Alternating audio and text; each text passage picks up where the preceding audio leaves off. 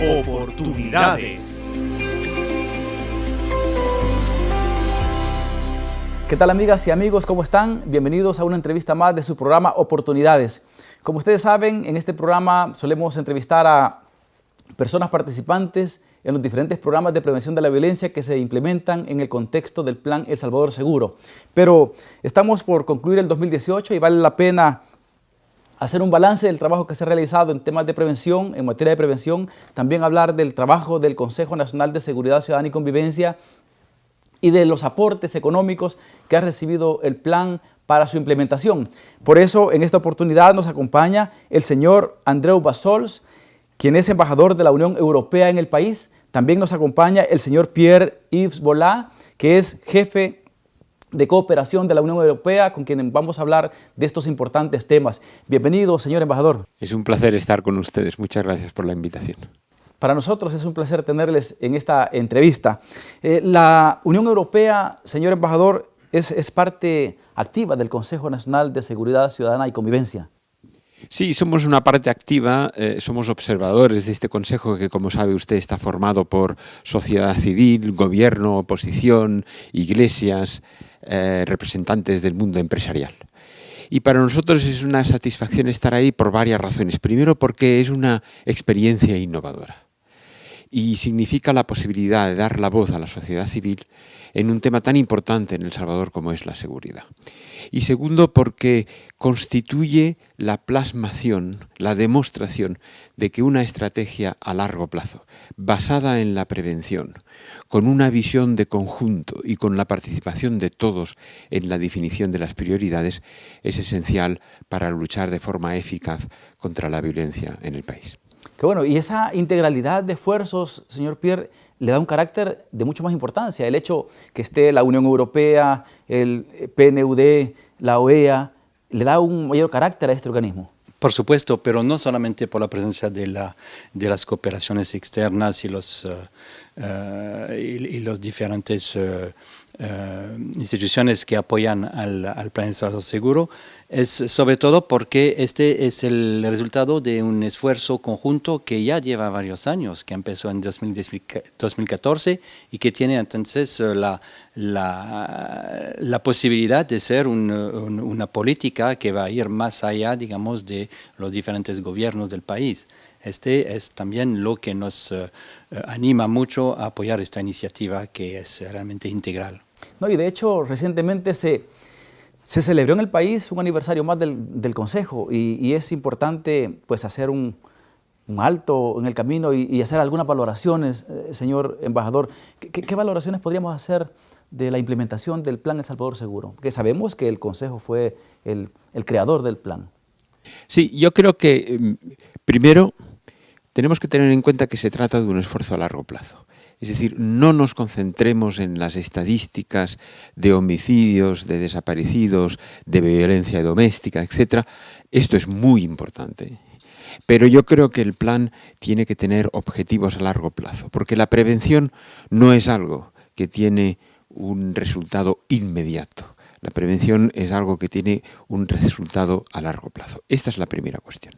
Lo segundo, un gran esfuerzo que ha hecho el Consejo Nacional de Seguridad y Convivencia Ciudadana es poner alrededor de la misma mesa todos los que tienen un interés, algo que decir en la seguridad. Y esto creo que es muy importante. Y por consiguiente, esto ya es de por sí un éxito. Pero luego también ha habido resultados inmediatos y a corto plazo. Entre ellos, el hecho de que el Consejo ha podido dar una opinión sobre cómo se debe invertir el dinero de la contribución especial. También el hecho de que el Consejo ha emitido opiniones sobre temas puntuales importantes.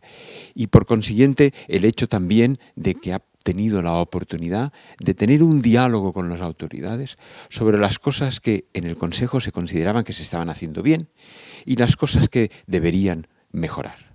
Esto es ya un impacto a corto plazo, pero creo que debemos insistir mucho. La prevención no es algo que da resultados a corto plazo, de la noche a la mañana, es algo que da resultados para la próxima generación. Y me parece fundamental lo que decía Pierre en el hecho de que en el Consejo están representados partidos políticos, gremios, periodistas, empresa privada, organismos, y eso pues le da una mayor fuerza y le da una mayor potencialidad porque es un esfuerzo que bien podría trascender a una política de Estado, Pierre. Sí, sí, por supuesto. Este ya es casi una política de Estado, porque ya lo hemos escuchado también por parte de los diferentes candidatos. Todos tienen realmente un interés en el plan El Salvador Seguro y en el Consejo como órgano de diálogo alrededor de la problemática de la seguridad ciudadana. Y entonces, bueno, vamos a ver cómo se va a construir, pero nosotros como Unión Europea, a través de un programa de apoyo a este plan El Salvador Seguro, apostamos que sea una política que se va a desarrollar muchos años y que vamos a seguir apoyando. Al interior del Consejo, señor embajador, está integrada la Unión Europea y decíamos la Organización de Estados Americanos y otros países. ¿Cómo puede interpretarse este respaldo que tiene por organismos internacionales este Consejo?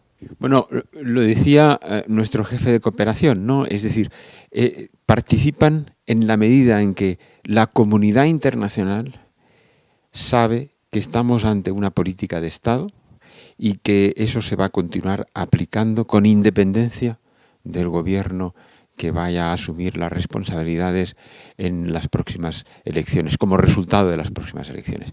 Y eso es muy importante, porque la comunidad internacional no puede apoyar políticas cambiantes todo el tiempo. Tiene que hacer un apoyo a políticas que han sido, primero, reflexionadas, segundo, consensuadas, tercero, que tienen una inscripción en el largo plazo y cuarto, que son asumidas por la mayoría de las fuerzas políticas. Es por esto que la comunidad internacional y, en primer lugar, las Naciones Unidas, la Unión Europea y la OEA están en este esfuerzo conjunto con el gobierno actual y con los gobiernos futuros. Y uno de los aspectos importantes que vale la pena destacar es el apoyo, el papel fundamental en el apoyo económico que ha jugado la Unión Europea. Hay un programa que se ha establecido de apoyo presupuestario al Plan El Salvador Seguro. ¿Podemos hablar de eso, Pierre?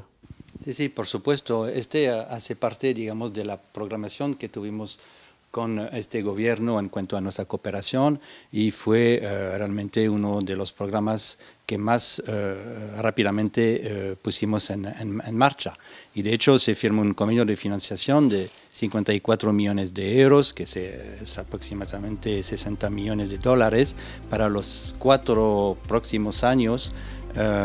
Programa, entonces, que ya empezó con un desembolso este año de 14 millones de euros, realmente enfocado al tema de prevención de la violencia y también atención a víctimas. Qué bueno, qué importantes temas los que estamos conversando en esta oportunidad con nuestros invitados. Amigos, permítanos una breve pausa y luego regresamos.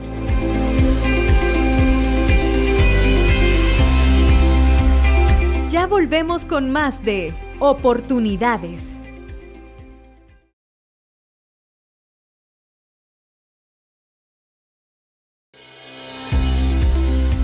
Continuamos con más de Oportunidades. Gracias por continuar con nosotros. Nuestros invitados especiales en esta ocasión son el señor embajador de la Unión Europea en el país, el señor Andreu Bassols y también don Pierre Isbolà, jefe de cooperación de la Unión Europea. Es importante hablar del aspecto de cooperación porque uno de los principales problemas que ha tenido el Plan El Salvador Seguro es el financiamiento. Y qué bueno, en buena hora la Unión Europea llega con este apoyo presupuestario y recordamos que usted, señor embajador, decía cuando se realizó la firma pública de este convenio que esto era una muestra, una representación de la confianza que tenía la Unión Europea a los proyectos que se estaban implementando dentro del Plan El Salvador Seguro.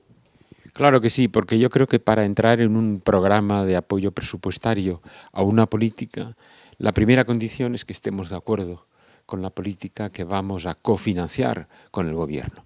Y por consiguiente se necesita esta coincidencia de puntos de vista.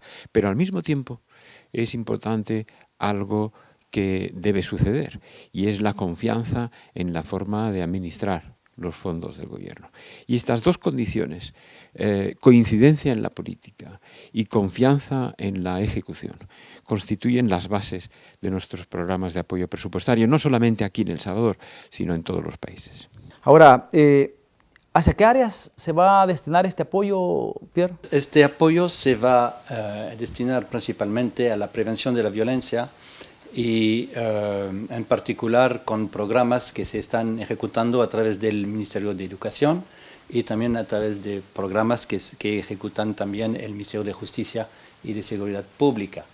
Y estos programas, digamos, van a ser medidos cada año a través de un sistema de monitoreo primero y un sistema de indicadores con metas anuales. Y en base al avance de la implementación de estos programas, de esta política, nosotros vamos a ir desembolsando cada año los tramos previstos en el convenio. Esta es la mecánica. ¿Ya se hizo el primer desembolso, comentaba? Sí, el primer desembolso ya se hizo. Va a ser, por supuesto, ejecutado en el marco del presupuesto 2019, que está pendiente de ser aprobado. Y entonces es toda la fuerza de nuestro apoyo de poder entrar, digamos, en la institucionalidad del país, de poder ser ejecutado a través de sus propias instituciones y planes aprobados tanto por el gobierno como la Asamblea Legislativa. A través de este programa hemos entrevistado muchos jóvenes que han sido apoyados a través de programas de emprendimiento. Hemos entrevistado a niños y niñas de las diferentes comunidades que hoy disfrutan de un espacio público rehabilitado. Estos fondos van también, entiendo, a impactar esas áreas, las áreas de apoyo a emprendedores y también la dinamización de espacios públicos. Sí, es decir, concretamente toda esta política del PES contempla muchas áreas de ejecución y a nivel local es lo que es importante. Hay que recordar que son 50 municipios que van a beneficiar de esta política y entonces, por lo tanto, de los fondos de la Unión Europea y que realmente tocan a cosas concretas de la vida de las personas, como la rehabilitación de espacios públicos, su dinamización, también al nivel de las escuelas, los programas que ayudan a los jóvenes a desarrollar habilidades para la productividad o a la atención psicosocial. Entonces son cada vez actividades que hacen parte de políticas de cada una de las áreas, pero que tocan concretamente la vida de los jóvenes en particular. Y otro aspecto importante, señor embajador, es que en la ejecución de este tipo de programas están involucradas las alcaldías municipales y por consiguiente las comunidades. ¿Esto le da una mayor fuerza al plan? Sí, yo creo que es fundamental. Mire usted, yo he tenido la ocasión de visitar alguna de estas alcaldías, estuve hace poco en Apopa, he estado en Mexicanos, he estado en Santa Ana, he estado en Zacatecoluca, he tenido la posibilidad de ver los proyectos del plan El Salvador Seguro en estos municipios y yo creo que efectivamente hay que pensar la seguridad en el país desde un punto de vista nacional e incluso internacional y regional, pero que hay que implementar los planes de seguridad desde un punto de vista local. Esto es fundamental. Tienen que ser los jóvenes, tienen que ser las comunidades, tienen que ser los barrios, tienen que ser los espacios públicos, tienen que ser las escuelas las que reciban el impacto directo, los beneficios de los planes de seguridad y de la prevención.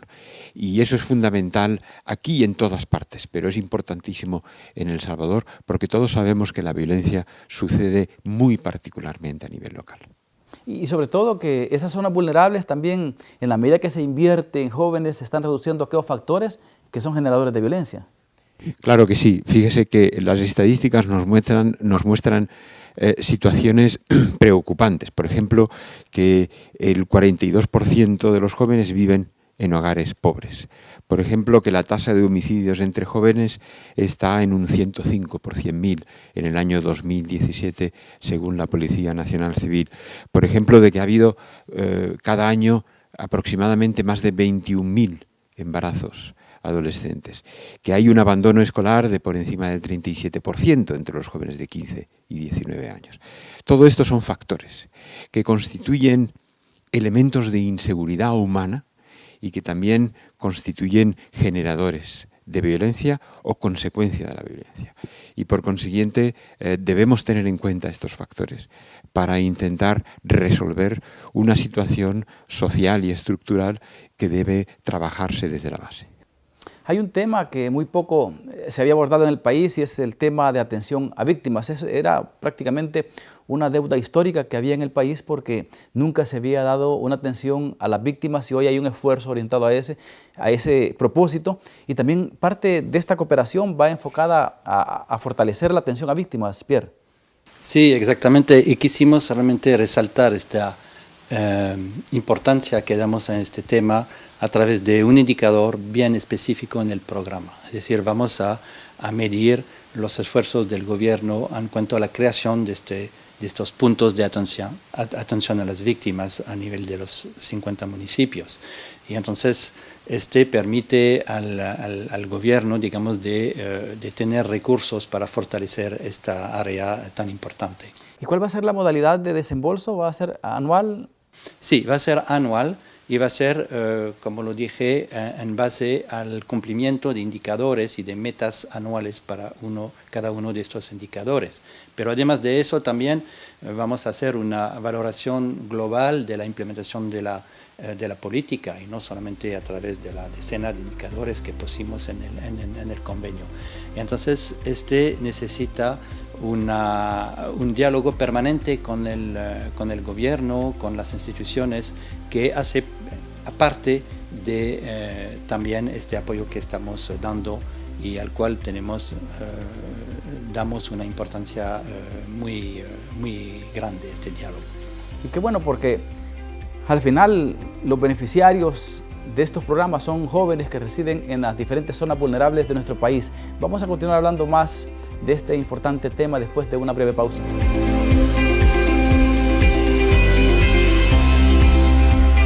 Ya volvemos con más de Oportunidades.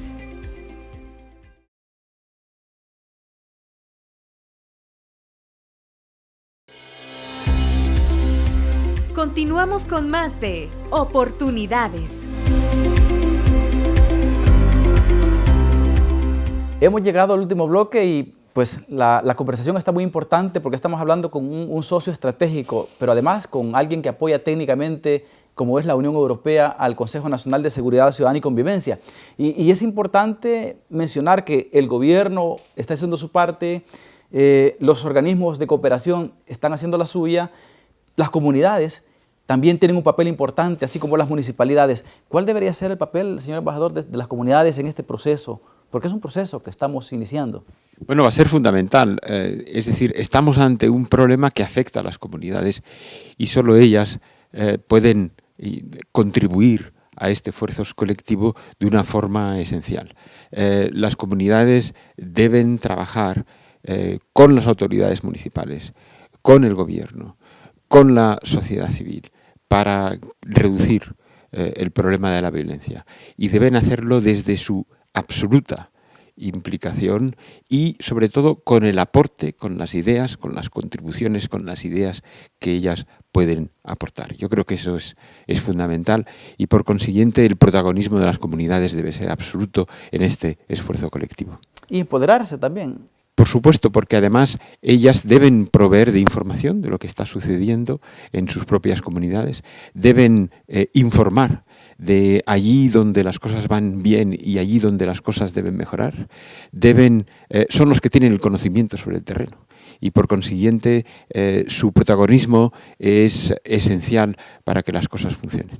Había en discusión, entiendo que hay un anteproyecto de ley de prevención de la violencia presentado en la Asamblea Legislativa. El aprobar una ley de esta naturaleza le daría mayor poder de actuación a las alcaldías, comunidades.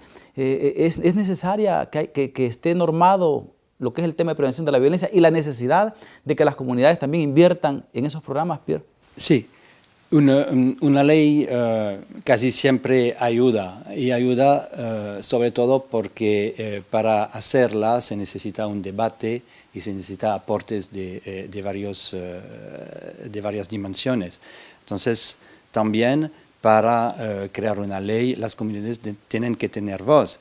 Y nosotros, no específicamente para esta ley de prevención, pero para aumentar la participación de las comunidades en las políticas públicas, estamos también apoyando, aparte de este apoyo de 54 millones de euros, a varias instituciones de la sociedad civil para que puedan participar también a la veeduría del plan social y aportar sus ideas a las autoridades para fortalecer esta política. Claro, porque decía el señor embajador que la prevención no es algo que da resultados al corto plazo. Y aunque, si bien es cierto que en el país ha habido resultados en el corto plazo, hay ejemplos de reducción de homicidios en ciudades que eran consideradas de alta violencia, se han visto resultados, pero la mayoría de beneficios se van a ver quizás a mediano y largo plazo, y eso trasciende un periodo presidencial. Por eso es importante que este tipo de esfuerzos,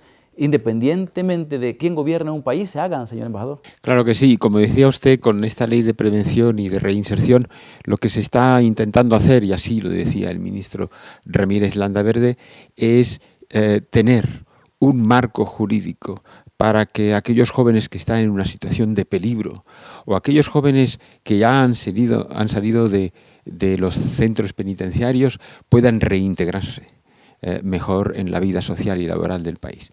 Y ese esfuerzo es importante y yo creo que esta ley también es muy importante.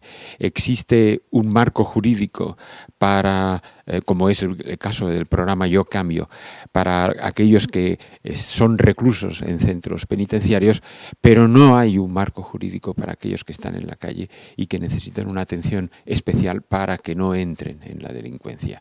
Y yo creo que esta es una necesidad importante. Y efectivamente, ese esfuerzo es un esfuerzo a largo plazo que todos debemos atender y que requiere un cierto nivel de perseverancia y, si se me permite, de obstinación.